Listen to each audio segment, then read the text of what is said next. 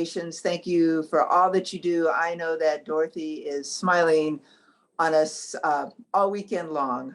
So I'm Marlene Vogelsang. I'm a proud member of both SABR and the IWBC, and I would strongly encourage any of you who aren't members to please consider joining us. And Leslie, maybe you could put easy links in the chat box. I am honored this evening to introduce Dana Bookman, who's going to pull together yet another thread of women playing and being involved with baseball out to us. Dana is going to talk to us about girls in baseball. Together we can change the game. She is the founder and CEO of Canadian Girls Baseball and the founding vice president of American Girls Baseball. She leads a community of players and coaches, staff, and parents to make this effort successful. Dana was awarded a Meritorious Service Medal by the Governor General of Canada in 2021 for her work with Canadian Girls Baseball. And she was also named one of the top 100 most influential people in baseball in Canada. Dana is a strong advocate of empowering girls through sports and giving them skills to become future leaders. Dana, we are honored to have you with us, and we look forward to you sharing your thoughts tonight. Welcome. Thank you so much, Marlene, and thank you everyone for inviting me to speak tonight. I'm really excited to talk to everybody. Before I start, I just want to take a moment to remember the nearly 3,000 lives lost on September 11th, 2001. And tonight I want to start by telling you a story about me. When I was in my early 20s, I decided to spend a few months traveling during a gap year, and I moved in with a family in Ecuador, where I took Spanish lessons at a local language school. I made a bunch of new friends, and one weekend they invited me to join them for a hike up a mountain. Well, we arrived in a small town called Latacunga, and we went right to the hiking store, and they outfitted us with what we needed. That included jackets and snow pants and ice picks and crampons. And I think I realized that I had not signed up for an easy stroll up a hill. And that was confirmed when we arrived at the base of Mount Cotopaxi, which is a 19,000 foot high mountain. We slept at the base in a group until midnight, and then step by step, tied together by a rope, our group started up the mountain. And after hours and hours of trudging up the hill in the dark through the snow, just 400 meters from the top, one of my climbing partners turned to me and looked at me and said, "What is wrong with your face?" Well, apparently the altitude had caused my gums to bleed, and our guide said it was no longer safe to go any further. But quitting meant I would have to take my whole group down the mountain with me, because it was safer that way, and none of us would make the summit. So I argued with them, of course. I wanted to keep going for me and for the group. I wanted to see the sunrise over the clouds, but I also really, really wanted my mom. So down we went. And in that moment, I learned a lot about empathy, about failure, about teamwork. And I also learned that success can look different to different people. So I tried something that day that I never imagined I could do. I climbed a mountain, and it didn't matter that I didn't reach the top. I made the climb. And weeks later, one of the people in my climbing group did make it to the summit, and he drew my name in the snow, and he sent me a photo in the mail, and I really felt like I had made it too. So fast forward many, many, many years later, and I have a daughter of my own. Her name is Noah Ray. And starting when Noah Ray was about 4, she played baseball every weekend at the park. As a family, we would pack up the gloves and the balls and the snacks and our dog, Benny, and we'd pile into the car and drive around to different baseball diamonds. The whole family would play. We all took turns at bat, and Benny, the dog, would play in the outfield. So it totally seemed natural when Noah Ray was old enough. She just joined a baseball league. And every time she went up to bat, she was very proud. She didn't miss a game. But at the end of that season, she told me she was going to quit. I wanted her to keep playing because she loved the game, but she absolutely refused. But I knew this was not one of those times to give up. So I started to listen more closely to what she was saying. And what she was saying was, Mom, I really want to quit playing baseball like this. I realized it wasn't the game that she hated. She loved baseball, but it was the version of baseball that she was stuck in that she didn't like. You see, Noah Ray was playing in a league of 400 kids, but she was the only girl. I'm sure that story is familiar to many people. And of course, I wanted her to continue to be able to play a game she loved. So I started searching for that different version of the game, a league for girls. But the only problem was there were no girls' leagues out there.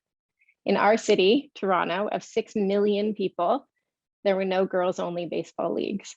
There was softball, there was soccer, there was baseball, or sorry, there was not baseball, there was soccer, there was hockey, but there was zero baseball. And I learned that this experience was not unique to my kid, and this led me on a journey I never intended. And my mountain this time was Canadian girls baseball. And I'll tell you more about that in a little bit. But first, I want to talk about girls in sports. Over the years, I've heard stories about girls and boys playing team sports together. And the story goes something like this. My daughter was excited to play until the boys didn't pass to her, was made fun of because she was deemed not good enough, was the only girl on the team, was overlooked for the elite teams, was not getting equal playing time, felt uncomfortable because her uniform didn't fit properly. She dropped out because there was no future. She felt silly if she made a mistake. She quit the sport when she hit puberty. She was looking to have fun, but it was all win, win, win. Or she didn't see any female coaches and felt out of place. And that's just some of what I've heard. But some girls are brave enough to stick it out, to play with the boys. When Noah Ray was that single girl in her league, the league administrator actually called me and said, tell your daughter she's my hero. My 6-year-old daughter was this woman's hero. And at first I was so proud. But then I realized, why should a girl have to be brave to play a sport that she loves?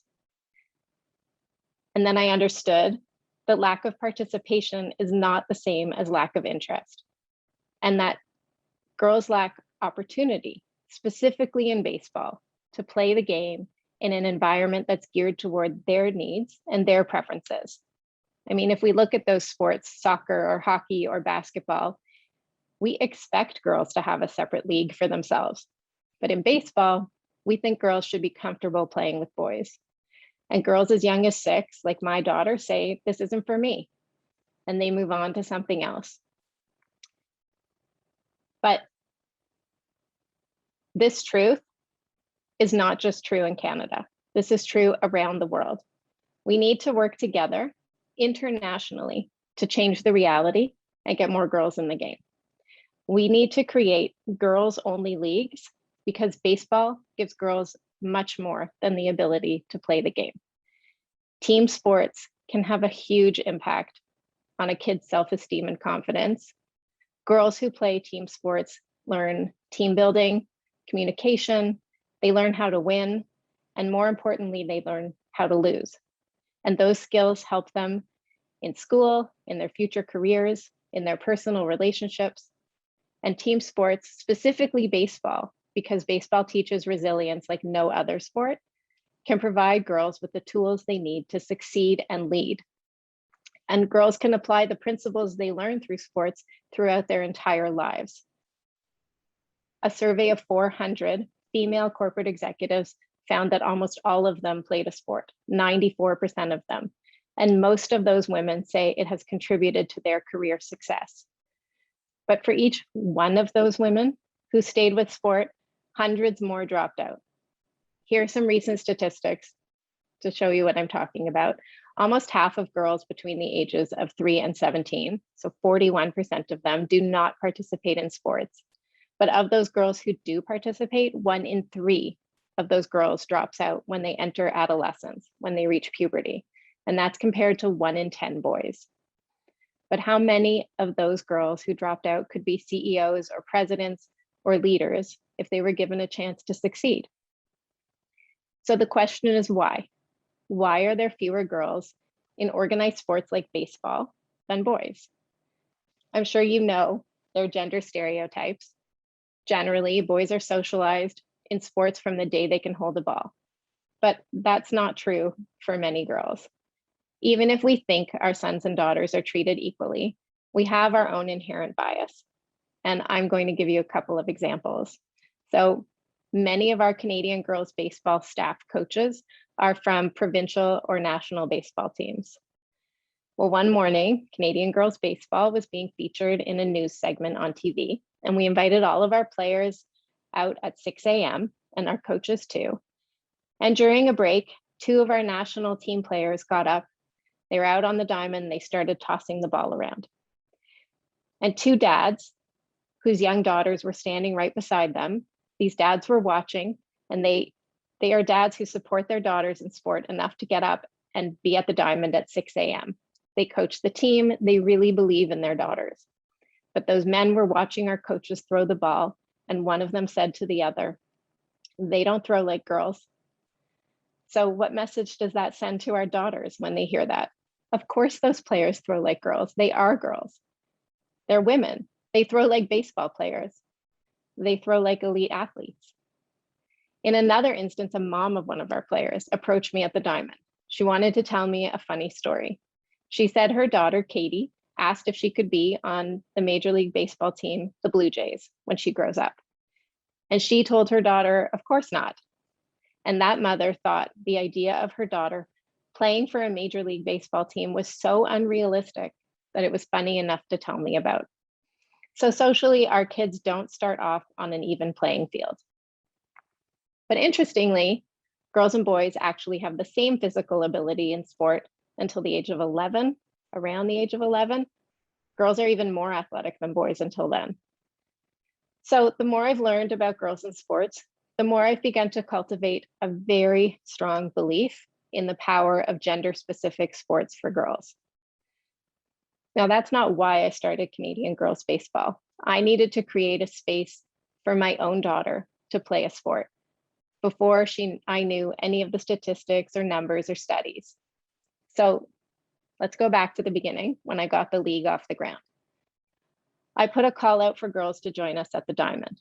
I hope to have 5 girls, maybe 10, but word spread and we had 44 players join us.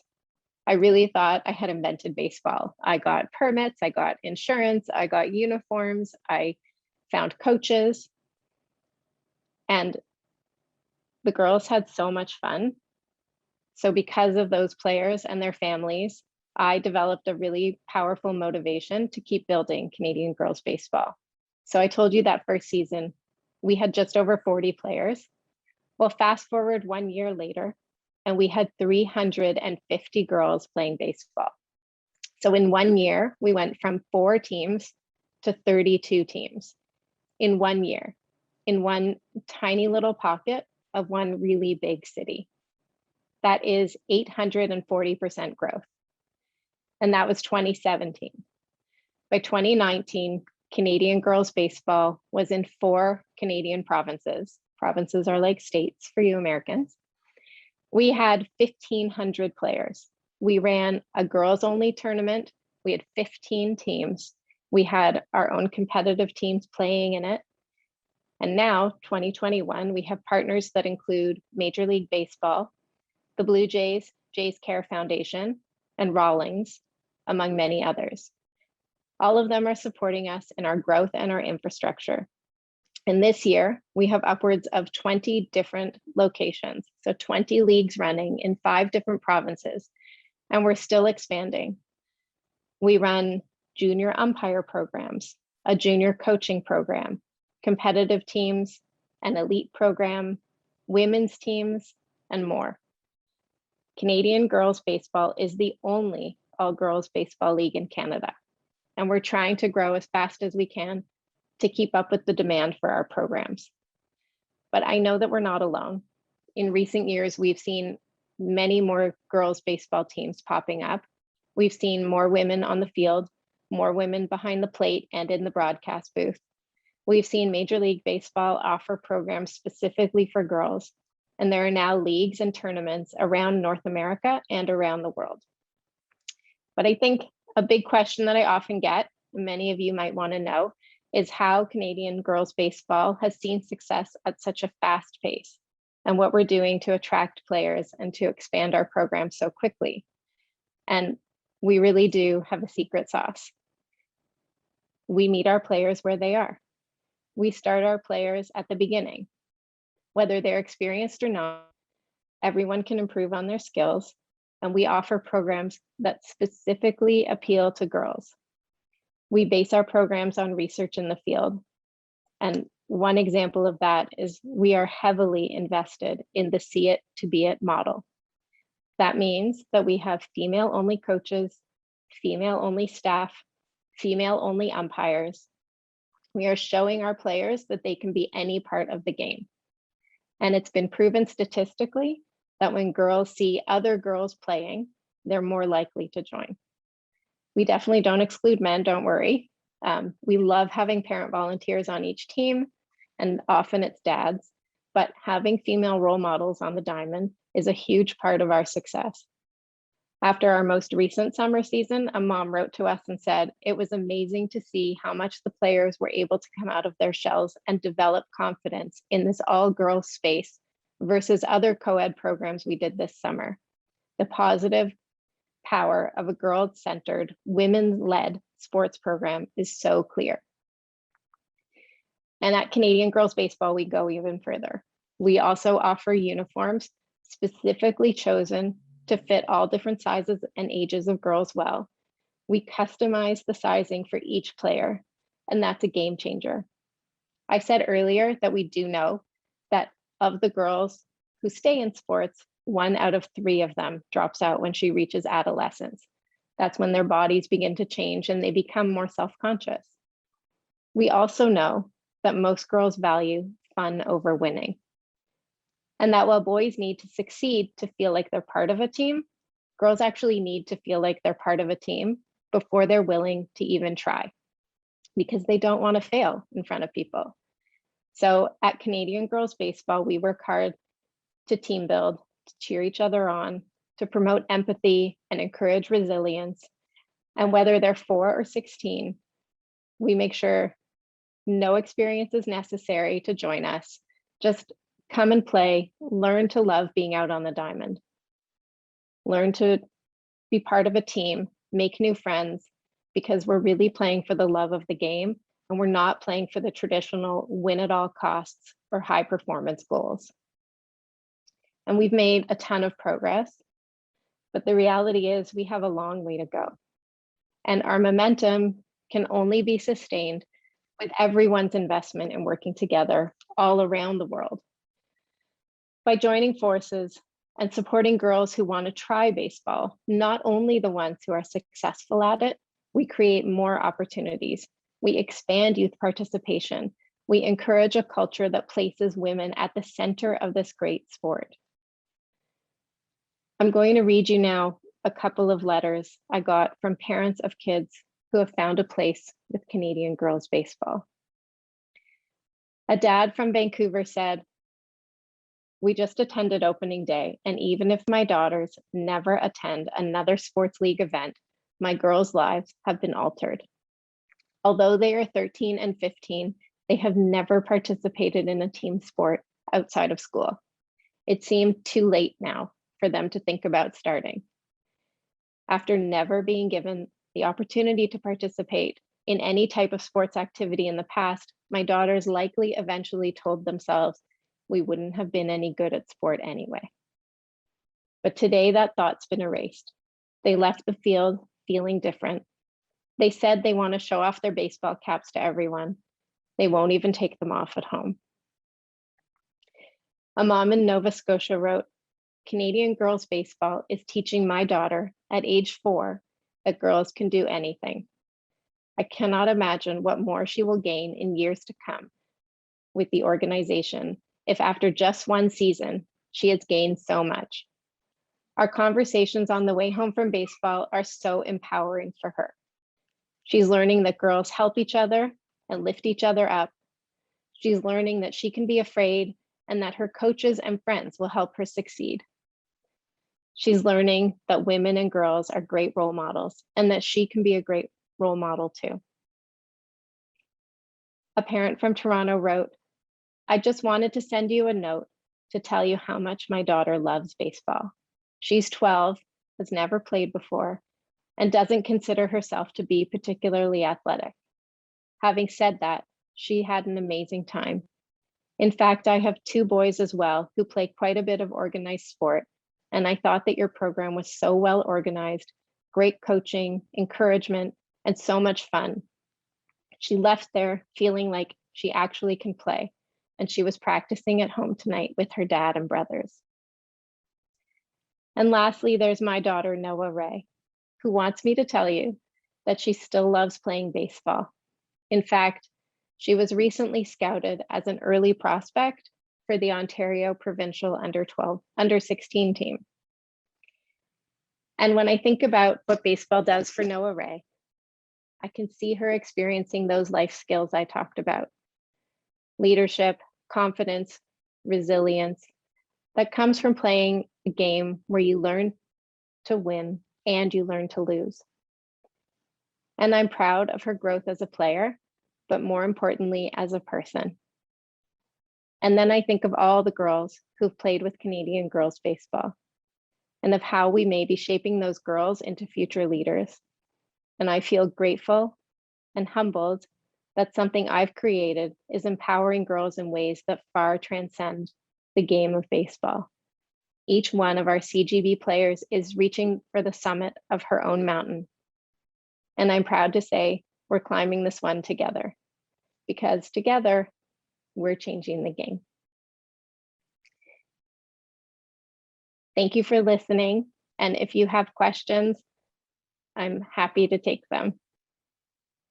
Thank you, Dana. That was great. It was inspiring. It sort of pulled so many of these threads together.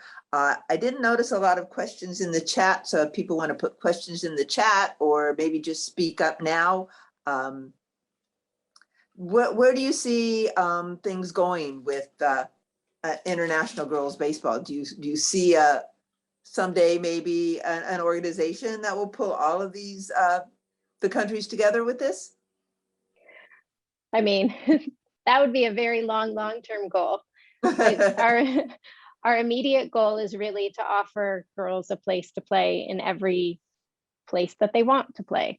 And we find every community we go into, there are a lot of girls. We just opened in the city of Vancouver this year, and we had 150 girls in our first season come out to join us. So there are a lot of girls who want to play baseball and don't have the opportunity. So if we can, I know the competitive level is important because there are girls who want to play at that level and to get to college ball and all the great things that Justine is doing too. So we're working to create a base, and then from there we can start creating national tournaments and international tournaments. And so eventually, sure, an international girls baseball, I think, would be a really great way to get all the girls who want to play in the game. I can see you and Justine together. It would be amazing. So we've got questions coming in, questions about the ages of the girls involved, questions about funding, questions about finding female coaches. Sure, I can take them one at a time. Let's see, where does the funding come from? Well, Leslie, that is the question, isn't it? We do charge for our programs, but we also will never turn away a girl who can't afford it. And we don't make anybody jump through hoops. We don't look at tax documents or income statements. We just say it's, the honor system. You can't afford it, pay what you can, or we will supply everything for you. We do offer programs specifically to underserved neighborhoods and girls. We do get a little bit of funding for those from different organizations. But when I say a little bit, I really mean like a little bit. It comes out of our player fees. And the struggle is real. Like part of figuring out how we can create a larger organization while not really being able to afford staff, and to create a national organization while not having a full-time staff is a really big challenge. So if anybody has lots of money and wants to send me a check, I am available. But it's hard. And because we're trying to reach girls and we're sort of making something up that hasn't happened yet, people don't always understand it. And the rules with sports in Canada in terms of funding, it's not a very supportive system for grassroots sport in terms of financial support, and even just the tax structure in Canada is funny, so we can't get financial support easily, which, you know, if anybody wants to know more about that, send me a note. But yeah, so the money part is really, I think, the biggest challenge, because we just can't create the infrastructure. And you can accept donations? We can definitely accept donations, but we can't issue tax receipts. So that's part of what makes it difficult for us. But yes, if anybody wants to donate, we are open. We send a really nice thank you letter. We also have sponsors. We have team sponsors, and we can accept all kinds of sponsorship. We have a scholarship program for girls who can't afford it.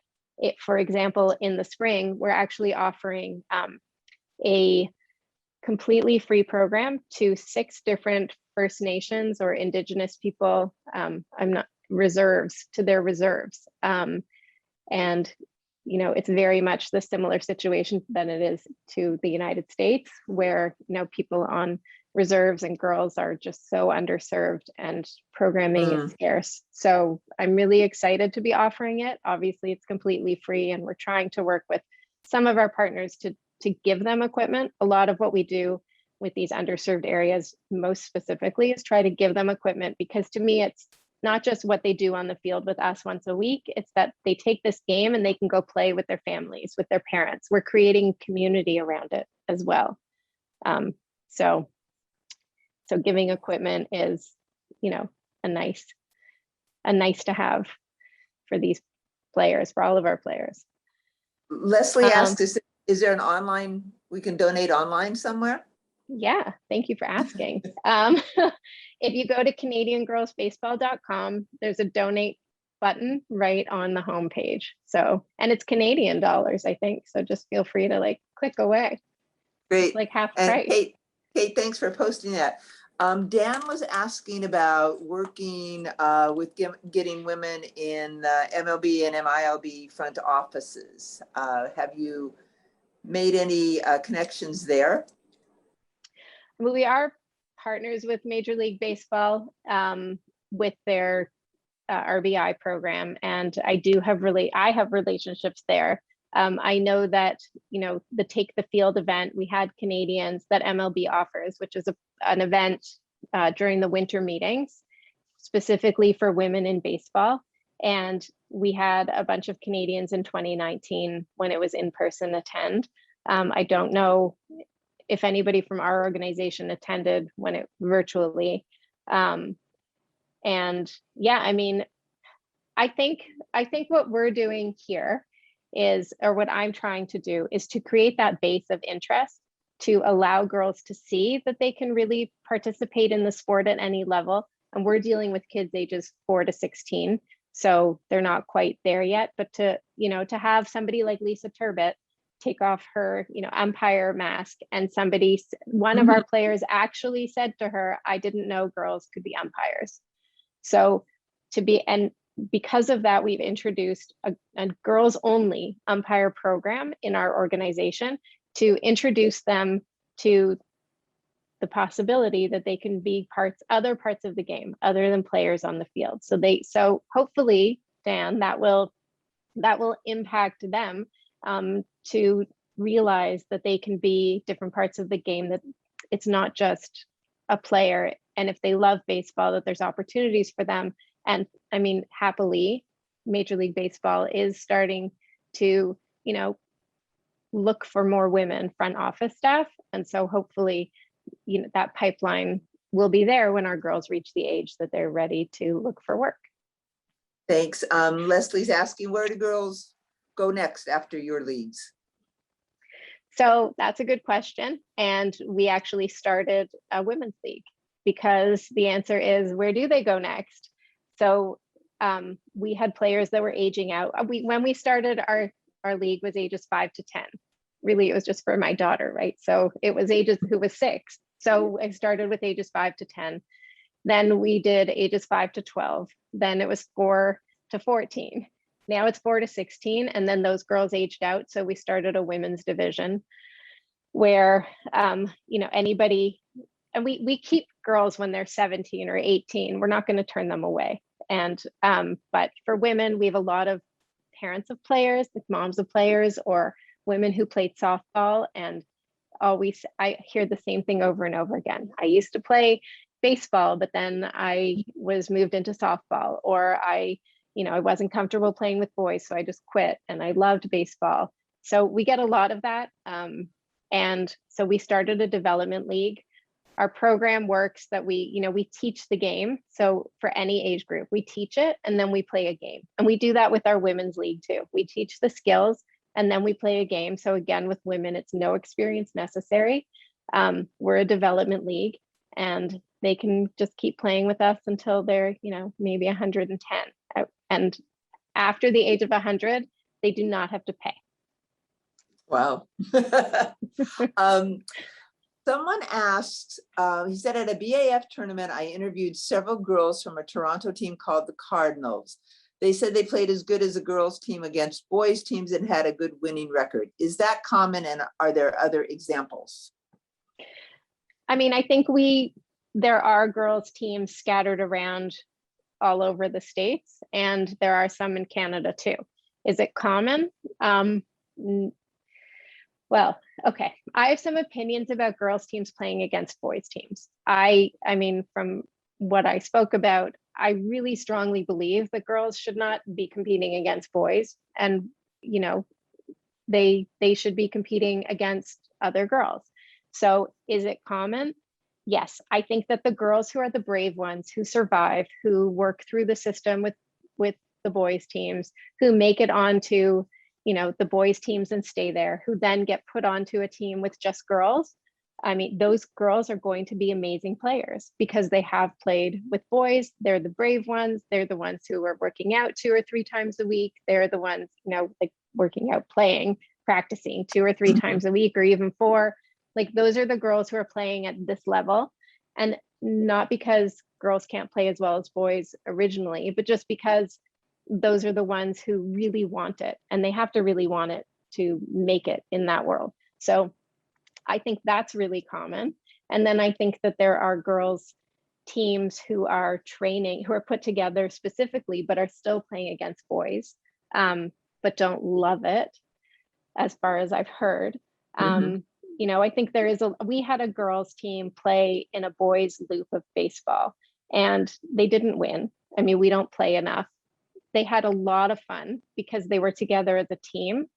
But I think at the end of the experience, everybody at the end of the season, the consensus among the girls was, well, that was fun, but let's not do that again. So we've created our own competitive loop of girls. We have competitive teams of our own. And I mean, I don't have a perfect answer to the question. There are girls teams around.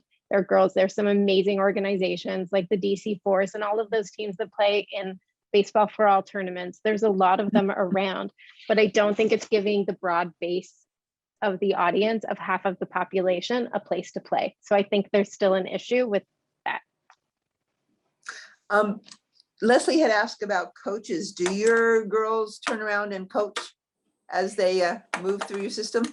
Yes, it's amazing to see. We have one girl in our Toronto league who started when she was 11. She didn't particularly want to play. She was a dancer and a piano player, and her mother said, you need a team sport. So she joined our league, and now she runs our programs. She just ran our summer camp. She started when she was 11. She's 16 now. She, for one birthday when she was 13, she asked for catcher's gear. So, and she's just one example. In our programs, the way our programs work is we have our younger girls play first on the diamond, And we only play once a week, the same day every week, the same diamond every week, just to make it easy for families. It's part of what we do. And so the younger girls play first and then the older girls. So what we do is we invite the older girls to come and help with the younger girls. And then we're creating a mentorship piece. We've got more of those role models I spoke about, but then we're also teaching the girls that they can coach. So that's part of, learning how to become coaches. So to find our coaches, I see that there's Leslie, the question, do you have trouble finding female staff and coaches? Yes, 1,000,000%. But while we do have some staff who are amazing baseball players, we also have a lot of staff who love kids and love sports and believe in what we're doing and have a background in softball or a background in soccer, or one of our very best coaches was a cricket player from South Africa. So I recognize that we are a development league, and that's not just for kids and umpires, that is for coaches and community and parents. And we are developing this sport. And if I kept it just to, I'm only having amazing baseball players coach our girls who are female, we would never have a league, because where are those women? I mean, to find women who want to coach after playing baseball or at a, competitive level of baseball, I would be waiting for a long time. So our older players are coached by our more experienced baseball players. Our younger players are coached by people who love kids and love sport. And we have a pretty robust coach training program. We train our parent coaches, we train our staff coaches, and we train them, in the basics of baseball. And then we train them in a bunch of other pieces too, about, their inherent bias and how we do things. And yeah, we have a system. What's your favorite part of this these days? My favorite part is parent feedback or kid feedback. We started a player advisory board also. So girls from ages 8 to 16 who can actually be the people on the ground who are telling us what we're doing well and what we need to improve on. And to me, that's the kind of thing that I like the best. But hearing the stories, we get so many letters from parents who just tell us how this has changed their daughter's lives. The kid who would never stand up in gym class and then beat the other team in dodgeball. Because she knew how to throw and she felt confident. So those stories, to me, they're heartbreaking and they're heartwarming, because I just, I see my daughter reflected in all of our players. And the other great part for me is just watching it grow, like the numbers to go from 44 to 1,500 in just a few years. That's a big win for me. And it shows that our program and our model is working. There are a lot of painful points, but there's a lot of joy that comes out of it. Thank you. We've got lots of questions still. How would you encourage cooperation amongst other countries and their women and girls organization? What can we do to further this? Look, I love our model because I know that it works. So I would say, and I don't really have secrets about it. Like, if somebody wants to offer this, I am happy to help. Or to me, I think it really is not a secret that we offer girls programming by girls by women for girls. And to me, if you want to increase your base and you want to, make a lot of girls interested in playing, then I'm happy to share the way our model works in terms of cooperating. We run a tournament every year. Not COVID years, but we run a tournament most summers. We had 15 teams at our last all girls tournament.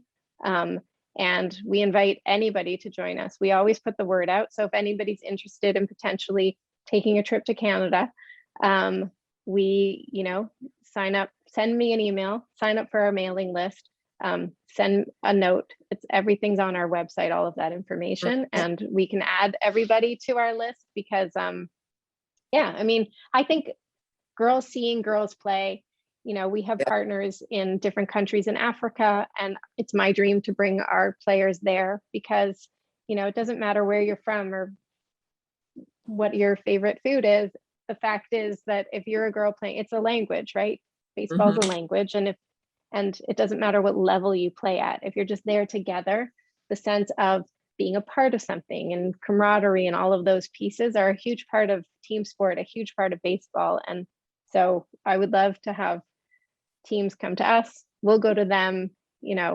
Our players are not going to be the best baseball players in the land, but they are going to, be really great team players.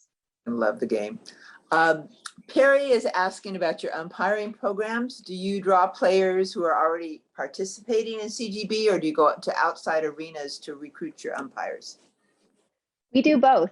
I mean, we don't really advertise as a baseball league. We have our own social media channels and we put the word out through that. We don't pay for advertising, but we try to, anytime there's a girls program, we definitely try through social media to let anybody know that anybody can join us from anywhere.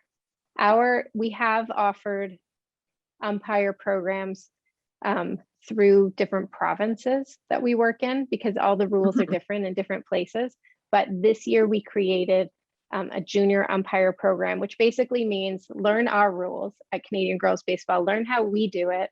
And then once you know that and you're comfortable and you're working, we pay our umpires. So if they're working and trying it in a non-competitive, really nice kind of environment, and they're comfortable, then take the next step and learn how to do it at a larger scale. So for those people who want to ump with us, they don't have to be players with us, but they have to be somewhere that our organization is so that they can learn it and then put it into practice in our organization. I think offering it to outside players, I mean, we would be willing to have anybody join, but at the same time, rules are different everywhere. But we do give really cute t-shirts. So if anybody wants to sign up. Perry, do you have any more time?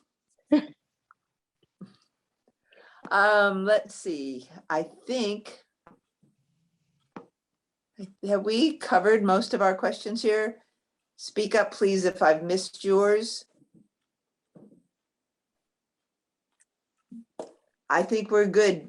Dana, last year, I heard a lot at our conference last year. If you could see it, you could be it. So I'm glad to hear this again, because I think there is so much truth in that. And as someone commented earlier, you're building a runway that's well lit and jumbo jets are going to be able to take off from it. So thank you so much for your time and for all that you're doing. And we hope to see you again at our conference and maybe get to some of your tournaments. It's been really wonderful hearing about all that you're doing tonight. Thank you so very much for your time. Thank you so much. Thank you for inviting me. Yeah, appreciate it. Thanks, Dana. Okay. Take care. Thank you, Dana. We really appreciate, I mean, that was amazing. And it's that if you don't see it, you can't be it, right? How do you go there when you can't see anybody? So we look forward to further opportunities to work with you and to see how we can all grow this. This is the conclusion of the formal part of our day today. But if anybody wants to stick around, we did say we would stick around for a little bit of a social hour and just have some chat. So feel free to do that. Otherwise, we will see you tomorrow at 1 o'clock Eastern. You guys figure out the other times because I'm terrible at that. I get it wrong all the time. So I stick to mine. I can do one thing and do it well. All right. So there you go. So thank you so much, Dana. And thank you, everybody. Please stick around. Otherwise, we'll see you tomorrow. Thank you, Dana. That was wonderful. That was great. Yeah. And thank you, Marlene, for moderating that. That was marvelous as well. This Dana, was you are just fantastic. I love the injection of girldom into that. It's what baseball is missing. I mean, people focus on, you know, the sissification of baseball, the feminization of it. It's going to ruin it, make it unrecognizable. No, it's going to make it so much better because it adds an element of soul that is so important. I mean, that is really the spirit of baseball, the game itself. And it's why we love it so much and why you love it and why you wanted your daughter to have it in her life. I sense that hearing you speak, and you are just so articulate and such an incredible representative for all that you do and for your country and for all of us. And thank you so much. And especially on a personal note for ensuring that umpires are included in the big picture. I just love that you include them and, you know, train them so that they learn the CGB way, the Tao of Canadian girls baseball. And that way, I mean, it's like, you know, Jesus preaching to the disciples, and then they go out and, you know, preach in the countryside. And that's how Christianity grew. And, so many of us think of baseball as a religion, you know, because we're so spiritually and sentimentally attached to it. And it's just a great undertaking that you're doing. Can't thank you enough. Just a beautiful thing to see the way it's growing and thriving. I didn't originally include umpires, and this has been a learning process for me because I didn't come from baseball, but we had an umpire who was the son of a friend of mine. And my friend called me and said, he's not coming. And I said, why is he not coming to umpire our game? And she said, because he thinks it's boring. And I said, okay, from now on, we will never have another male umpire a game for us. And it was how wrong he was. He was. And you know what? Our games are boring. When you're umpiring 8-year-olds, it doesn't matter if they're boys or girls. It's boring, but do your job. Oh, but no, he felt entitled to it's not. It's not. You don't think it's boring? No, to me, there's nothing more thrilling than being on the field with, you know, little kids who are just learning the fundamentals of playing as a team, but being able to celebrate their own individual achievements within that larger framework. You know, and you can just tell how it affects them at that age, and, you know, will provide them with a strong foundation for becoming productive, successful, happy, healthy adults. And we need more of that. Yes, I agree with you. And girls need to experience it. And baseball, especially. I mean, baseball, like you said, it's an individual team sport, and it gives them the opportunity to, you know, build resilience and learn how to be part of a team at the same time. And that failure piece to me is the biggest piece. If you learn how to fail and get up and try again and fail again and get up and try again, and you're doing it in front of people, I mean, I know everybody hates it, but girls especially hate failure and don't like to be embarrassed. And so for them to do it and feel the support and keep trying, we have parents who write us to say, you know, just in that tiny amount of time, like their daughters, you could see their daughters become more confident. And we send out parent surveys and kid surveys. We send out player surveys. And it says, did your confidence increase, or did your child's confidence increase? And so many responses are yes. And you can watch it. We had a girl who cried when she got to first base because she didn't know where to go after in her first week. And then by the end of it, she was just running, like she knew where to go. She joined our competitive team. Like it was amazing and our programs are 8 weeks long. So within those 8 weeks, it's a measurable amount of confidence that it increases. So I agree with you 100%. Yes. Are your umpires paid or strictly volunteer? Our umpires are paid, our staff are paid, our coaches are paid. I pay everybody. I think that women are so undervalued in the sports world. And I know in the baseball model, it's very heavily based on volunteers. But in other sport models like soccer or hockey, coaches are paid. And so we don't pay well, we pay quite poorly, but we pay about, you know, just over minimum wage, and they only work for a couple of hours, 3 or 4 hours a week, but I pay them. And I think that, you know, for one, it's accountability on our end as an organization. And also because I really truly value what they're doing. And I think they deserve to be acknowledged. It's a job. I expect people to show up on time. I expect them to do what I ask them to do. I expect them to, be engaged. And my expectations, they come with, a contract. Excellent. Well, When you mentioned the male umpire, thinking that he would be bored, I was wondering if he was paid, because usually being paid will encourage someone to show up and stay, but not in this Yeah. case. Apparently not. I mean, it was just an eye opener. We also had a male coach who is a university team coach in our first season. He was the coach of a university women's softball team. And I thought it was a coup to get him because it was a big university with an important team. And even though it was softball, he came out because he loved baseball himself. And he said to one of our players, "Oh, you don't throw like a girl." And for me, that was it. We're done. I will never hire another male coach. I will have dads volunteer because I really believe in the community power of the game. But I realized that see it to be a piece. Like I, again, didn't grow up playing baseball really. And I came from individual sports like tennis or horseback riding and dance. So I built this model of what I wanted as a mom and as a parent of a girl and as a woman.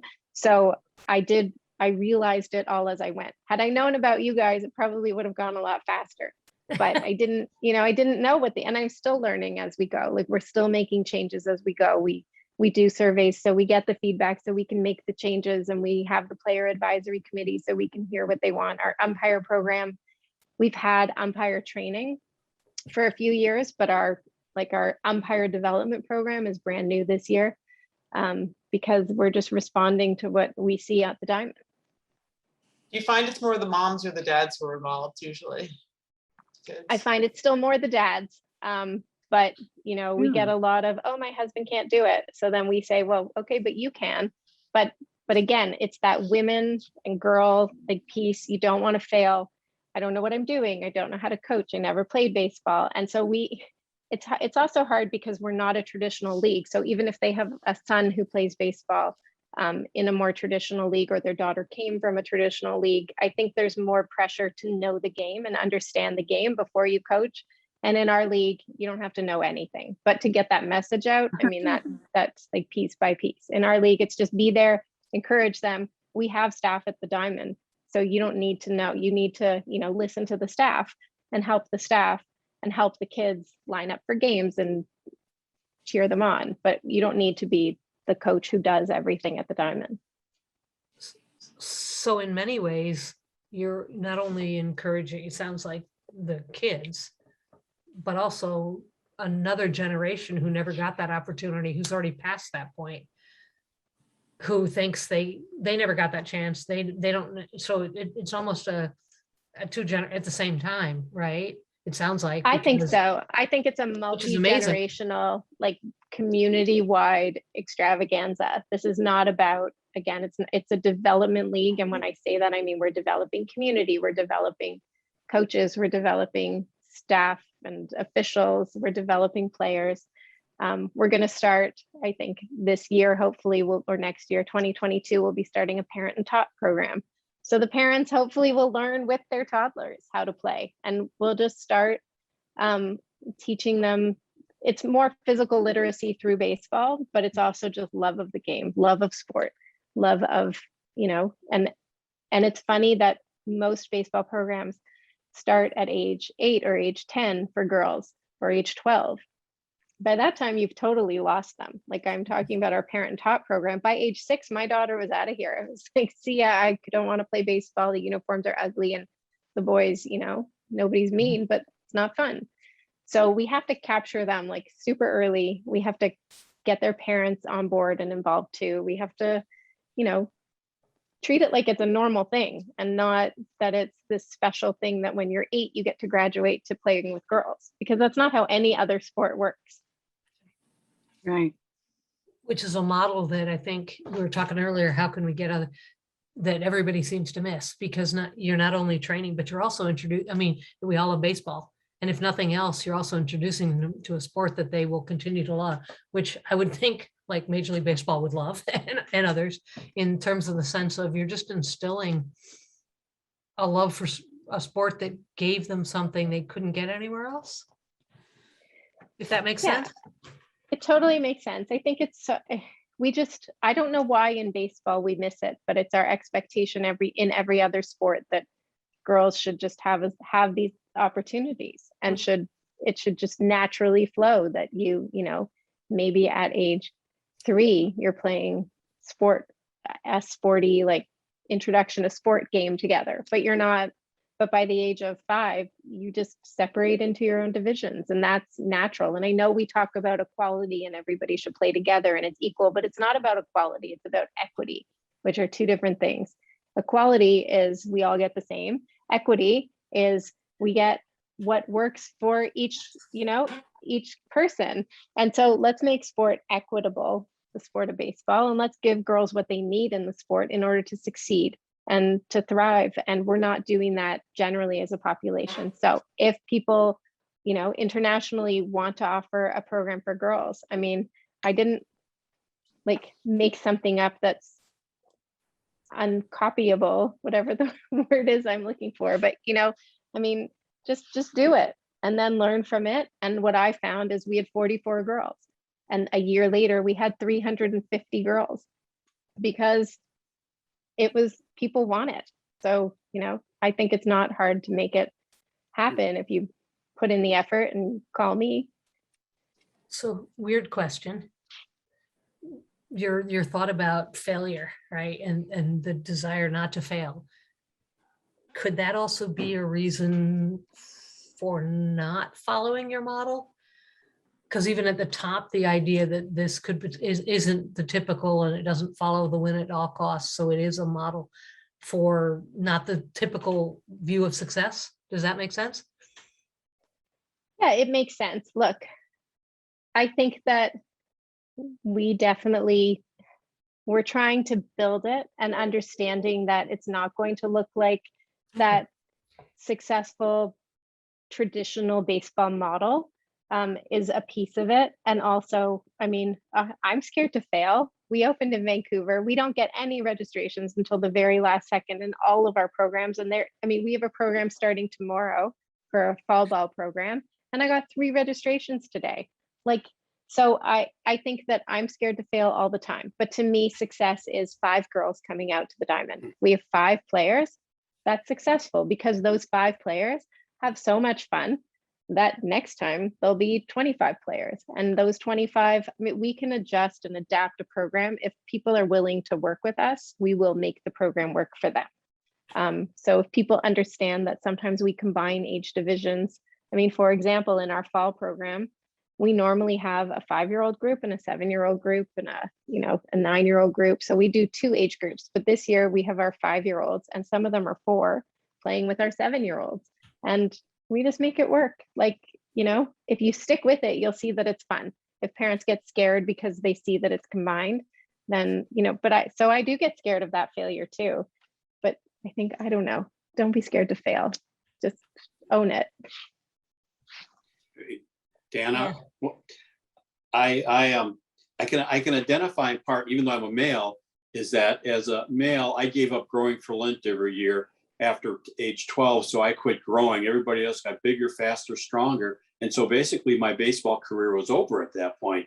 And then I thought that I was so small I could never make a team. So I gave up on myself, which is an issue, but that's something different. But more important, my love of the game is so strong that I'm a lifelong baseball fanatic because of it. And one of my concerns about baseball is as the average age continues staying high, attracting younger fans, how do we do that? And I think if nothing else, you're doing that with girls because they're going to learn to love the game and they're going to want to watch it for life.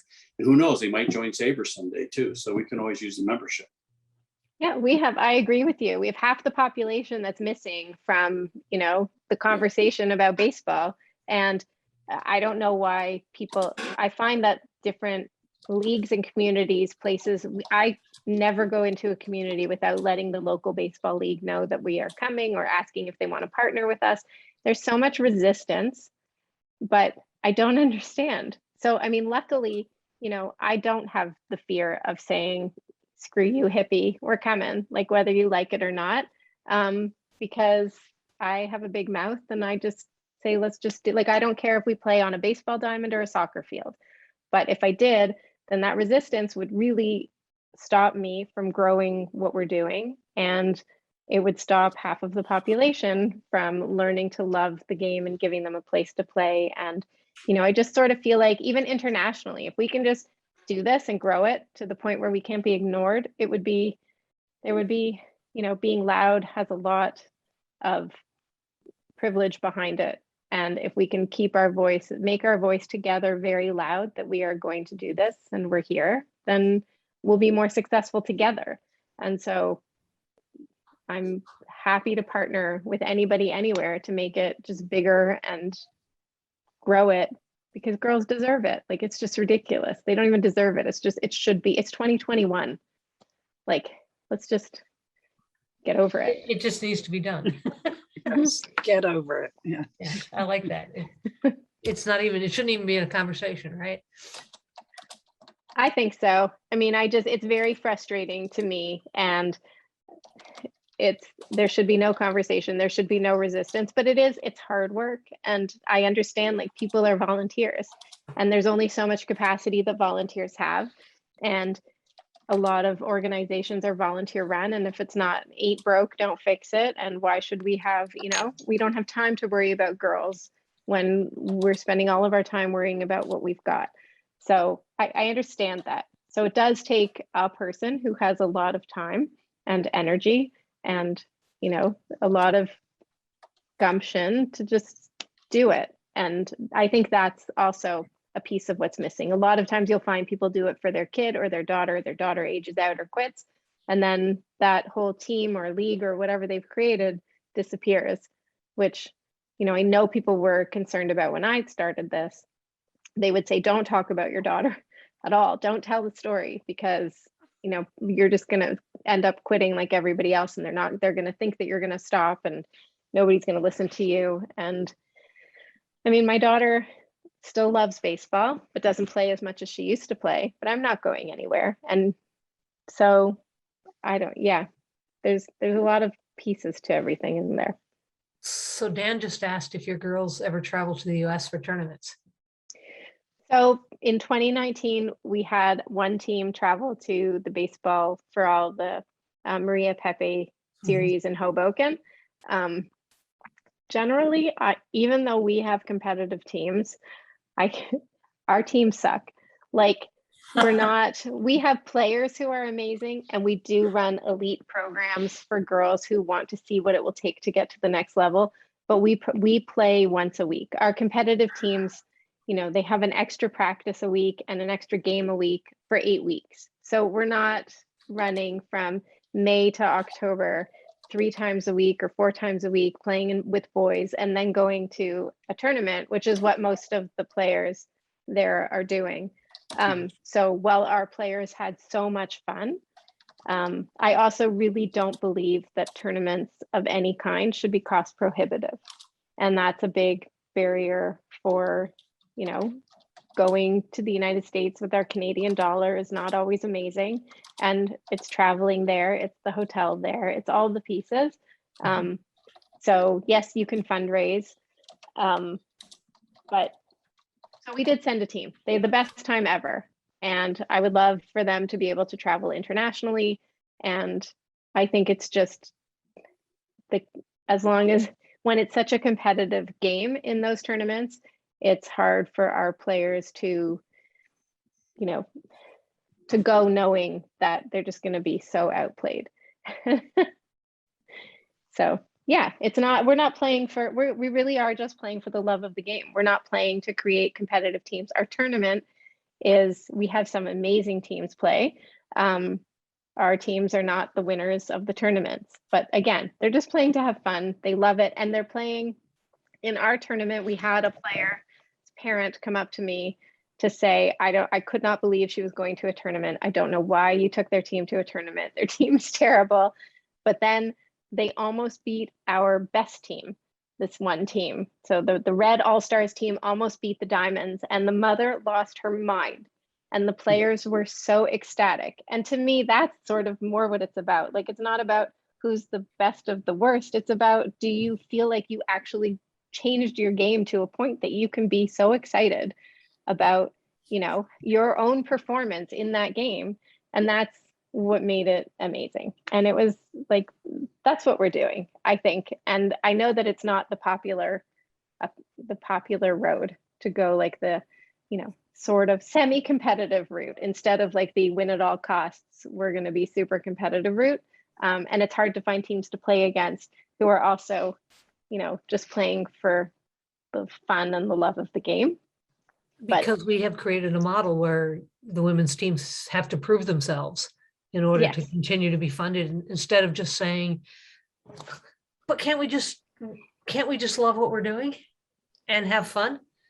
But isn't that I mean, we've followed the model that exists already of baseball and just sort of implanted it on a women's game instead of creating, instead of creating something that's in, and Kat, you were talking about this with the women's story, right? Our stories are different. The game is different in background. So why do we try to follow the same model that is already out there? Right. Yeah. And that's, I was really interested in the things that you were saying, Dana, well, all of them, but especially about the personal connection to the game and what that means and the importance of that. And that is truly one of the things that that first of all sets girls and women in the game of baseball apart, but also to me, it's the thing that makes it, and I'm not talking about competition, but I'm talking about just makes it fun and amazing. And so your model is one that however you define competitive, it's one that does the thing it's supposed to do. And that is give girls and women an opportunity to be part of the game if they want to be, and then learn the very crux of what we all learn from the game, and then move forward with it. And that's brilliant. It's just brilliant. And I would love to see something like you call it whatever, a friendship series or some sort of tournament that, and we would probably be interested in hosting that in Rockford, for example, some sort of tournament where, because there are a lot of girls teams that are in the same situation that you guys are, but why not have the love, the joy of playing in a tournament, but one where people are on this kind of balanced field, they can all suck, right? But they can all, but then they can all get the joy of what it means to be in a tournament and be in an international tournament. And I just think I'm just so impressed with what you're doing. And I hope that lots of people around the world take note. thank you. And I love the idea. I mean, we have our tournament, we called it a jamboree. But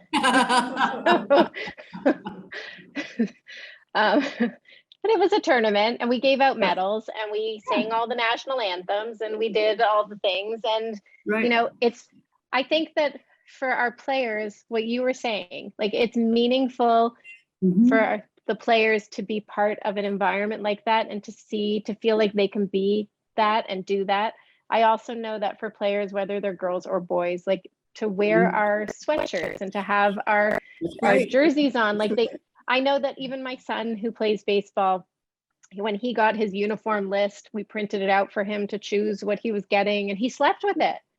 And so, like, it's the same for girls, right? We put our hats on them and our shirts on them, and they know that they're part of something. We gather them at the Diamond and we say, look around you. Like, every girl here, you might be the only girl in your school who likes baseball, but you are now surrounded by people who love this sport, and to bring them together internationally or nationally or whatever it is, That's that's exactly right. what's meaningful. It's just, That's this is, exactly right. like, I love Friendship Tournament. That's a great name because it's And true. that's That's what it is.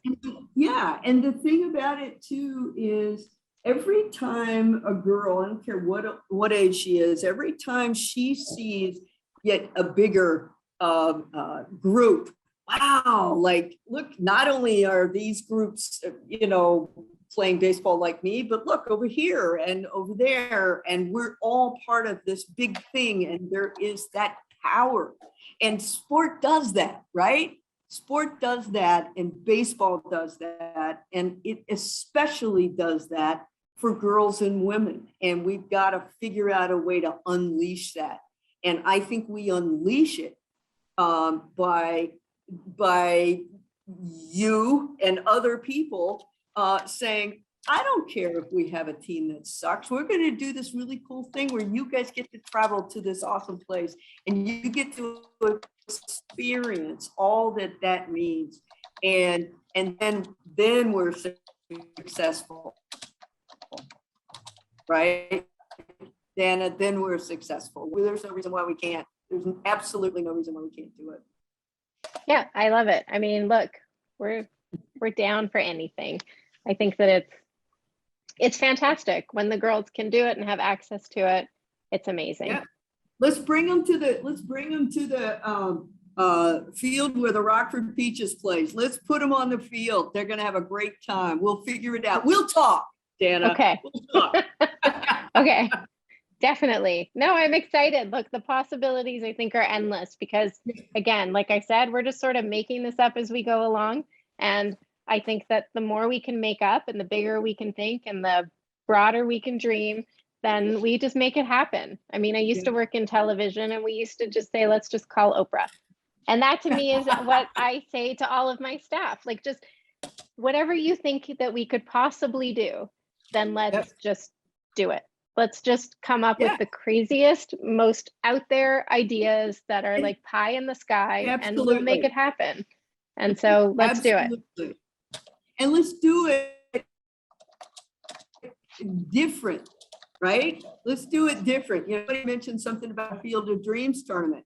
Okay, but let's do it at the women's Field of Dreams. Let's do it different. Yeah. It's funny because, people say, oh, I know this Major League Baseball player, maybe that Major League Baseball player can do a shout out. And at first I used to get excited and now I realize, no, like I don't want Major League Baseball players involved because that's not the dream. That's not the end goal for our players. The end goal, to look at an elite, a national team player who's a woman and say, wow, if I wanted to, I could do that. But then, to see the teenager who plays in the next hour come and help and to say, oh, I could actually be that, like that's, we're showing something different. So I don't think we need to try to emulate what men's tournaments or men's games do and have an all-star or a Field of Dreams. And I love the idea. I think the ideas have to be outside of the box and to, have something totally different and to make it up and not try to copy what the boys track of everything that they're doing, because let's just create this groundswell of girls who want to play. Then we'll pick the elite ones and put them at a different level. But we don't even have that.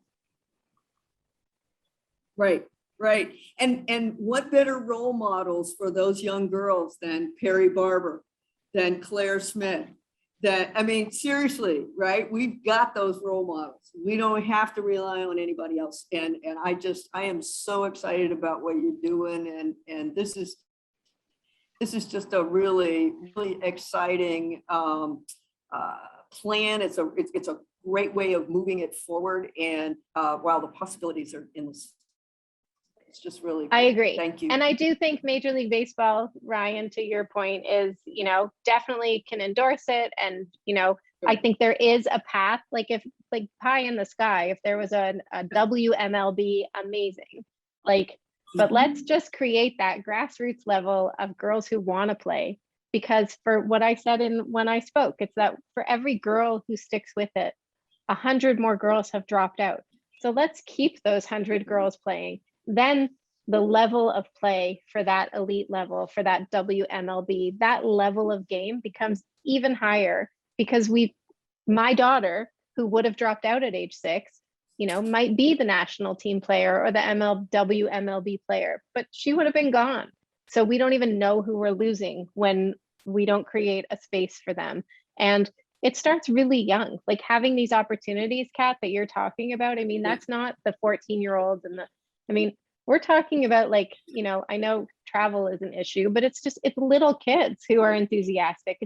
Right. If we look at even the boys that Perry was talking about before, it's, an 8-year-old's game is amazing. They love it. They have so much fun. So we're talking about those little kids who are playing because they love it, not because they're going to a tournament where they're going to, beat the pants off of some other team. And, it's just a different mentality. Yeah. It's a different starting place, and it's a different end point. So we're too focused on the end goal Right. and what the end goal instead of where we start. Right. I think very much that's the issue. And that's the issue I find around the world when people contact me or talk to me and they say, oh, we're going to start at age 10. I'm like, well, there's nobody to start with. It's over by age 10, forget it. Like, maybe you'll have 6 girls instead of 600 girls, but by the age of 10, it's done. Like, let's get them at the age of 2. When we start boys, we need to start girls. And we start boys, they're born, we get them a baseball glove and a ball.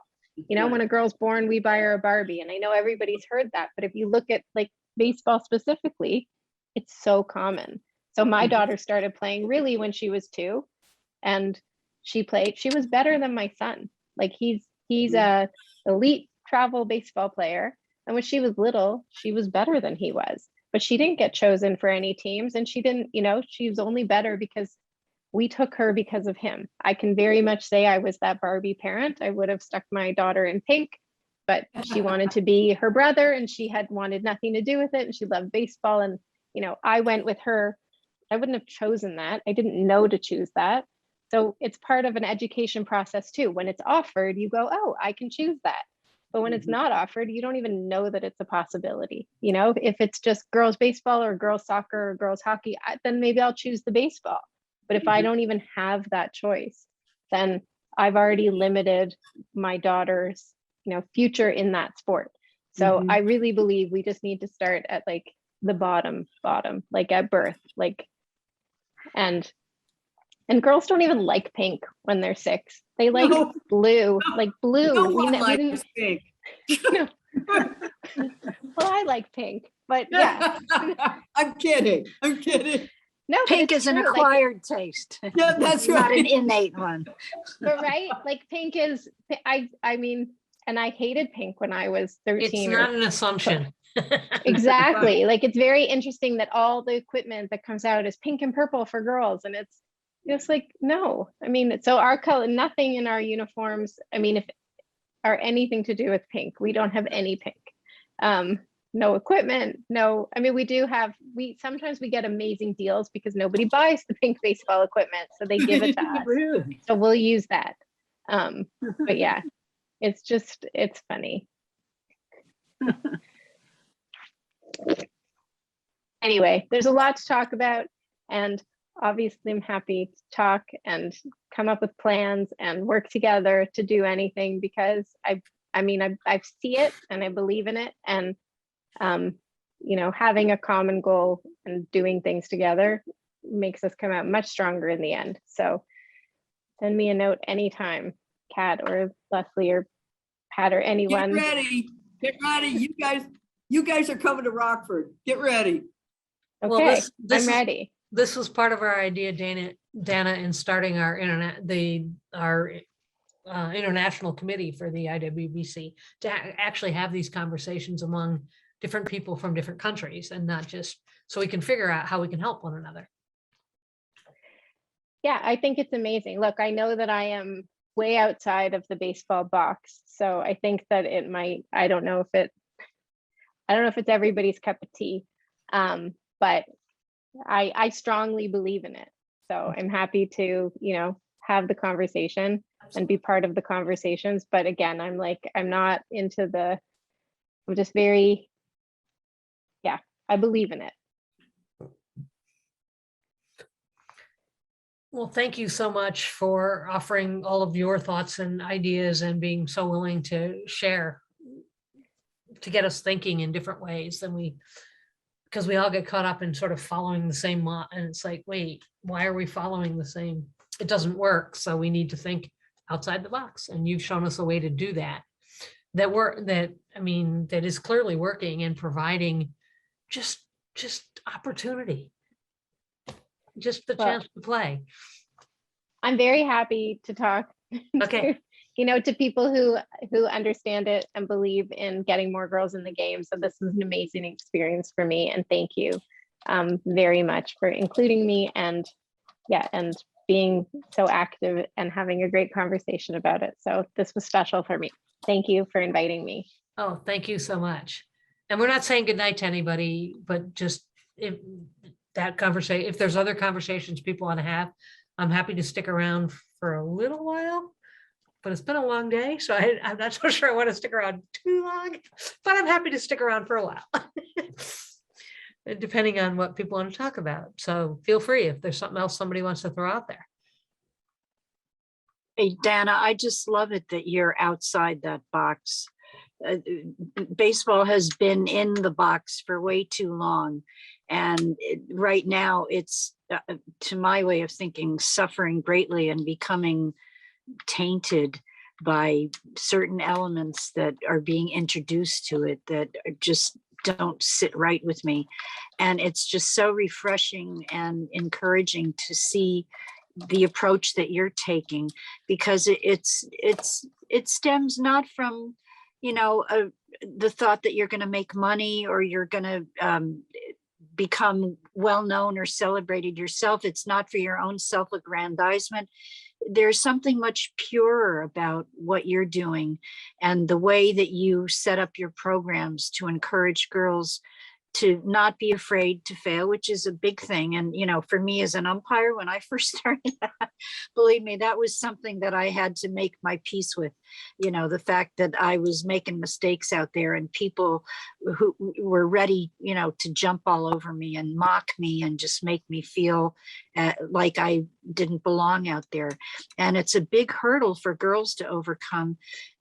So that adding that element where they have that safe space to learn how to work with that instead of letting it work against them is just so important for people's development as human beings and learning how to conduct relationships so that the dynamics don't become unproductive and the relationships become poison simply because you don't know how to interact on a productive level. And baseball teaches all of that. And the way that you're going about it is just so wonderful that you focus on that element of it instead of, winning or beating your opponent, because there's something so healthy about teaching girls to compete with and against each other, but at the same time, to support the very people that they're competing against and to take pleasure and pride in their accomplishments as well as your own. And, it truly is such a community that you are creating, and so very important, not just for baseball, but for every other aspect of, life. It's just so extraordinary to see that happening. And of course, you taking the lead in Canada, we here in the United States, we know and recognize that other countries, Canada, particularly Australia, Japan, some of the Southeast Asian companies, they are light years ahead of us in coming to grips with these aspects of growing the game. And they've already come to the conclusion that, in order to do that, we have to go reach out to girls and women instead of like here in this country, where, you know, we're still kind of held at arm's length, and, you know, there's some movement, and some of it is just for show, and some of it is, you know, genuine, and a genuine attempt to create an infrastructure which is lacking right now, but which obviously we're working on. But that's what you're providing, an infrastructure and an approach that is new and important. And it's not about winning at all costs. It's about creating love and respect. And I love that. Thank you. Thank you for your support. And there are countries doing amazing things. And I think it just takes really, you know, Yes, the people well, who want we're to do taking it. notes down here. Taking copious notes. I agree with what Perry just said, and I really am very impressed with all you're doing, Dana. And I think pie in the sky, yes, but keep it simple, and don't start introducing the shift or anything like that. But no, you're doing a wonderful job. I was trying to figure out how to get that in there. Just keep it simple. Yeah, Well, thank you. and Dana, I don't really know anybody on this call too much, but I just wanted to personally thank you. Hi, Liz. Hi, Perry. Hey, I wanted to say, or Bitsy Osder was my baseball name, but Oh, I wanted to thank you for some special gifts today. First of all, remembering September 11th, which was a great way to start because my heart in baseball was in New York. Two, that, you know, I was a girl who played Little League and then had to put my glove around. And it wasn't until I went to the Red Sox baseball fantasy camp that Akisa was on a couple of years ago that I had any sense of what it was to play with women. And you just I always thought about that, like, oh, what might have been, what if I could have kept playing baseball, if I could have, and it's always a regret. And you presented here a fresh model and something what's a hope for what girls can get by playing baseball at that young age. Because I had this weird disconnect between it was the thing I loved most when I was 9 and I had to leave it. And then at 55, I found it again. And anyway, I just think that there's incredible storytelling here. And I know that you're a storyteller from your past and that you have you provided a lot of insight, and I commend hard work.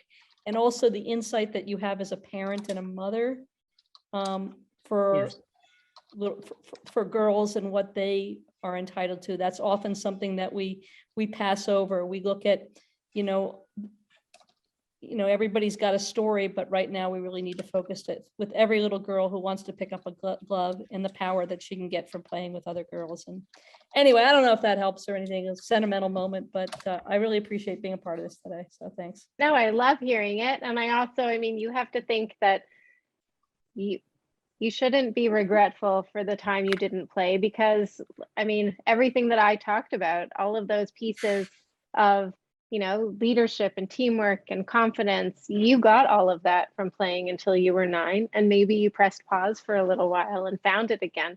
But I mean, all of the benefits of the sport you benefited from. So I think, No real regrets. I just meant like you just. No, totally, I know what you mean. You reframed it. It's like, man, I could get behind you. Yes, I'll go on the site. I'll put in some American dollars. Well, I appreciate that, but I mean, your words and the support is, you know, is so important. I think just the idea that there are people supporting what we're doing and girls in baseball in general. And I mean, for all of us here, we know what a big deal it is. So I don't have to preach to the converted, but everything that you said and that emotional piece, I mean, it's emotional for me. Look, I have to practice saying what I say when I read those letters out from parents, because I just burst into tears half the time. So it is emotional, and it's emotional for everybody who sees their daughter playing the game. It's emotional for everybody who played the game and stopped playing the game. And I mean, it's amazing how many women have been invested in the sport at some point and, you know, felt like they don't belong there anymore. And then there's no way for them to find their way back. So, I mean, what you were talking about is what so many people have gone through. And so we need to fix it. So let's just fix it and figure out where the holes are and just like plug them all up and create this giant network of women and girls in sport from wherever their starting point is or their middle point is. Because you're playing at the Red Sox fantasy camp and you know, we just need, that's why we created a women's league. We need more opportunities for these women who had similar experiences where they left the game because they didn't belong or they were kicked out or whatever the reason was. So I don't know. There's so many different pieces to fix and create. So the more people who are involved in doing it, the better. I'm going to call all of you and, you know, everybody's going to have a job.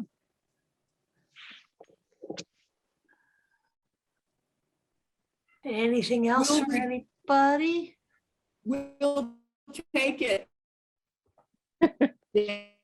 Anna, and we'll return the call. Okay. All right. Well, thanks, deal. everybody. Thank Remember you. tomorrow, 5 o'clock here, Leslie. We could still go. It's only 5. well, I can make you host, Marlene. I'm drinking water. It's okay. Yeah, there's the benefit of the early start, the late, well, it's only 8 o'clock here, but you know, it is. It's been a wonderful day. I still have to go grade papers, so that's my only problem. I got a Well, whole I'm stack of them gonna sitting here maybe waiting for join me. you all at a table or a bar. Yes, And continue soon. the conversation one of these days. Thanks, everybody. I look forward to seeing you all in the morning. Yep, Thank 1 you. o'clock our time. You guys figure out the time for you. Yeah. Thank you. Thanks, Thanks, everybody. everybody. Good night, Happy everyone. See you Dana. tomorrow. Happy birthday, Thank Kat. you. Thank Yeah, you. thank you. Good Happy night. birthday. Bye. Hey. Thanks, tech team. Fantastic day, really. Amazing. It was really you. amazing. Wasn't it? Very- Wasn't it? Yeah, Perry, your panel this morning and then your presentation of the Dorothy were, And then Well, to have Leslie Claire, wrote my script for me, so thank you. but then to have Claire here, I mean, I know. all you had to do was, if you've never heard Claire before, you just had to hear Claire. yeah, it's. I And that was, I didn't expect her to be here. So when yeah, Yeah. when Harry threw it to her, I was kind of like, what? Yeah. yeah. Well, we invited all of them Yeah. so that we wouldn't try to give it away too much, but That's Claire that was able to join us.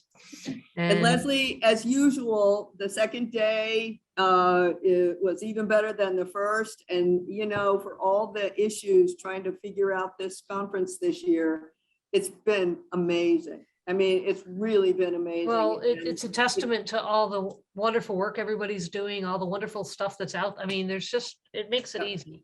It does, but it's also, you know, about your leadership. Well, thank you. Yes. Yeah. So we're looking forward to one more day. And so Cecilia, more day. we're on tomorrow with you and me and Kate. Right. Was there Awesome. anything I needed to know that we didn't discuss? I think we, I just sent out another email to you and Okay. Kate earlier tonight, just to, okay. and I she haven't looked responded, and she said, no, what we're talking about. Yeah, we're all good. I Between haven't the looked at three- email because I've been in the conference all day. Right. So. I sent it during the break. And so, because I thought I'd just check in and make sure we're all, Right. but we're good. Between the Cool. three of us, we have no issue. We'll be fine. Great. Sounds Thank good. you, guys. And I am gonna go take a break myself. I will see you Yes. guys in the morning. See you in the And morning. have a great evening. Thanks again, everyone. You too. Bye. Bye, everybody. Thanks, Yeah. thanks, Ryan. Great job today, Perry. You too. And That was awesome. Kat's- That was Kat's awesome. present. Yeah, it was. Your panel this Yeah. morning was truly something special. Ah, thanks. It really Just was. us girls talking. I know, but it was pretty cool. It was pretty cool. So thank you. Well, this whole conference has been beyond cool. You know, it's- I just love it that, you know, we have these chances to bring to the table everything that we are and that we want and that we see for baseball's future. And that, you know, it's been passed over and ignored for so long, and that now we're actually here talking about it and acting on it because of the hard work and the groundwork that you have laid and, you know, some of the other women have laid. It's Well, just, Include yourself in that. yeah, I mean, so I mean, when, it's, when we Dana all said stand that, on the shoulders of others who have, and our job is to move that forward and make sure that we do the same for other people. And we Yep. just need these opportunities to have that chance to not just talk, but then to figure out how to act. right. And thank you, Ryan, for being Yeah. an ally and an advocate. Really Thank you, We're appreciate so it. glad you were with us. Yes. Yes. Me too. All right. Awesome, awesome. All right, we'll see you guys both tomorrow. Okay. Okay, All right. great. Sleep Bye. well. Bye-bye. Yep.